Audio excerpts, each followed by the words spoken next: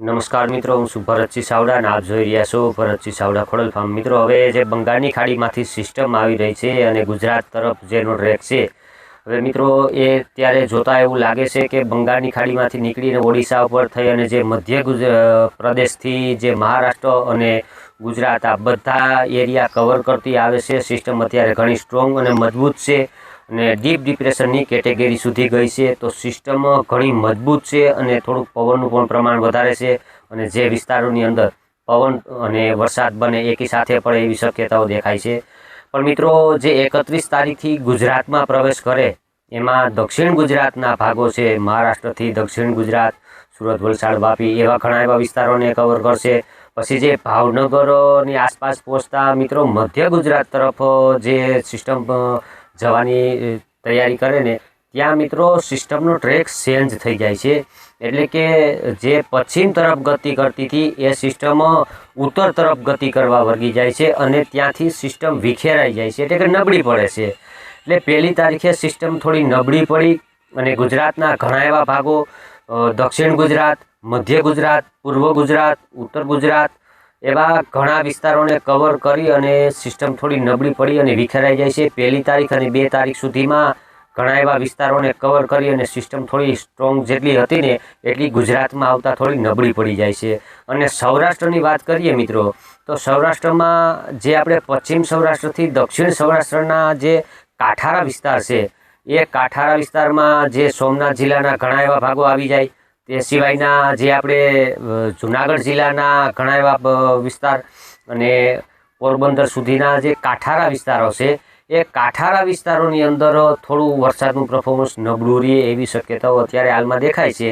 પછી કરતા હતા કુદરત છે મિત્રો, આ તો ઘણા ફોરકાસ્ટ મોડલોની અંદર જોતા પ્રિડિક્શન કરતાં આપણે એવું જોવા મળે છે કે સૌરાષ્ટ્રના એટલા ભાગને બાકાત કરતાં લગભગ જે આપણે ઉત્તર ગુજરાતના ભાગોથી માંડી અને ઉત્તર સૌરાષ્ટ્ર, પશ્ચિમ સૌરાષ્ટ્રના કાંઠારા ભાગોમાં દ્વારકાથી માંડીને કચ્છ સુધીના મોરબી, જામનગર એવા ઘણા વિસ્તારોની અંદર જે આપણે જુલાઈના શરૂઆતમાંથી જે 2-3 વરસાદના 2 રાઉન્ડ આવ્યા એમાં લગભગ હજી વાવણીથી બાકાત રહી ગયા છે, એવા વિસ્તારોને પણ આજુ વખતે આવરી લેશે એવી શક્યતાઓ અત્યારે હાલમાં જોતા એવું દેખાય છે મિત્રો। પણ 1લી, 2જી તારીખ, 2 તારીખ સુધી જે આપણે ગુજરાતમાં વધારે વરસાદ પડશે અને જે વિસ્તારોની અંદર વરસાદ પડે ત્યાં મધ્યમથી ભારે અને ભારેથી અતિભારે પણ પડી જાય અમુક વિસ્તારોની અંદર, અને જ્યાં વરસાદ પડશે ત્યાં પવનનું જોર પણ વધારે રહી શકે। 25થી માંડીને 40 સુધીના પવનો ફૂંકાય એવી શક્યતાઓ છે અને ક્યાંય અમુક વિસ્તારોની અંદર આઇસોલેટ એરિયામાં 40થી 60 સુધીના પણ આંચકાના પવનો રહી શકે મિત્રો। એટલે જ્યાં પડશે ત્યાં વરસાદ થોડો વધારે પણ પડી શકે અને જ્યાં ઓછો પડશે ત્યાં મધ્યમથી નોર્મલ વરસાદ પડશે। અને જે આપણે વાત કરી કે સૌરાષ્ટ્રના ભાગ, આ સૌરાષ્ટ્રના પશ્ચિમ કાંઠારા ભાગો છે દક્ષિણ સૌરાષ્ટ્ર સુધીના, એ ભાગોની અંદર વરસાદનું પરફોર્મન્સ થોડુંક નબળું દેખાય છે।